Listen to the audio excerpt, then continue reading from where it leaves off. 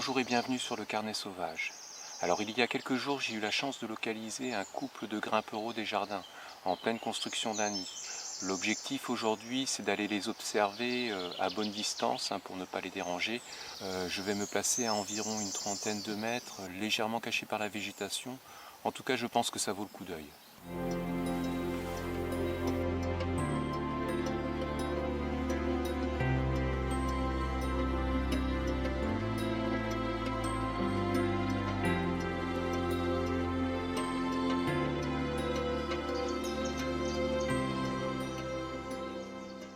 Alors le grimpereau des jardins, c'est une petite boule de plume qui compte parmi nos plus petits passereaux d'Europe. Il fait partie de la famille des Certidés, une famille qui compte 11 espèces dans le monde, dont 2 sont observables en France. Alors on peut compter le grimpereau des bois, qui fréquente plutôt les forêts de conifères et forêts d'altitude, et le grimpereau des jardins, qui lui vit plutôt en plaine dans les forêts de feuillus.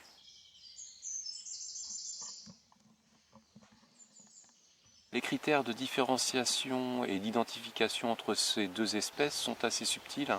On peut considérer un bec plus court chez le grimpereau des bois et un flanc relativement blanc. Mais ces deux critères sont assez difficilement observables sur le terrain. Le meilleur critère d'identification reste la voix.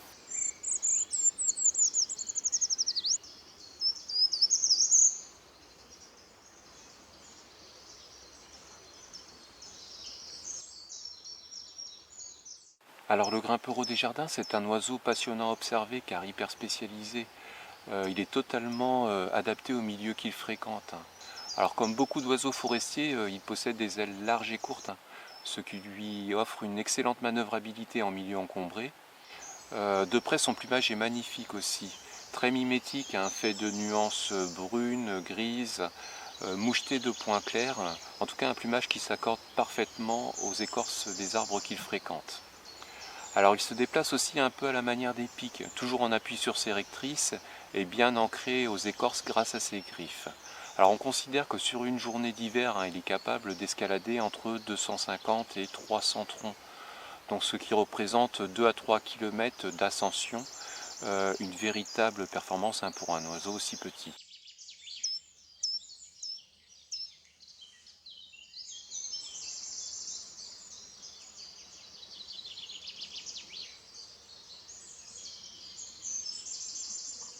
Alors ce qui est intéressant chez cet oiseau, c'est que c'est un passereau sédentaire insectivore.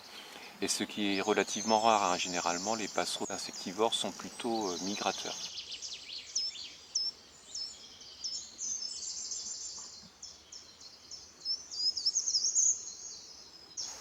On peut entendre chanter le grimpereau des jardins dès le mois de janvier. Son chant est relativement discret comparé au chant explosif de certains passereaux. Sur le sonagramme, on peut voir qu'il est structuré en 6 éléments. Alors ce qui est remarquable et assez commun chez les passereaux, c'est que le chant est variable en fonction des populations. C'est-à-dire qu'un des 6 éléments du dialecte de cet oiseau va légèrement changer en fonction de la localisation.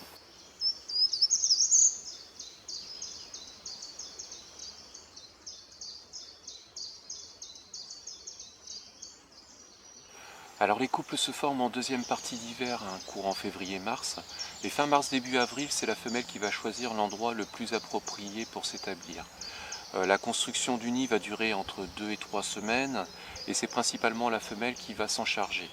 Alors les oiseaux choisissent généralement un arbre mort dont l'écorce se détache. C'est le cas pour le couple que nous observons aujourd'hui. Et le nid va être situé entre 2 et 5 mètres de hauteur.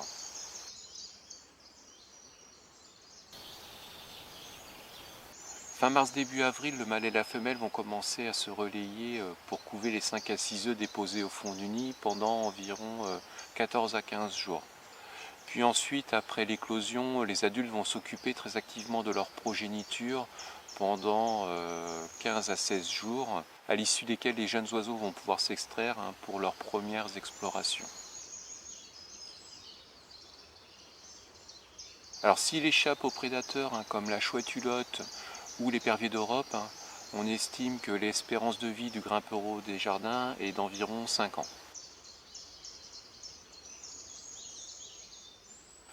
Donc voilà pour le portrait de cet oiseau très attachant.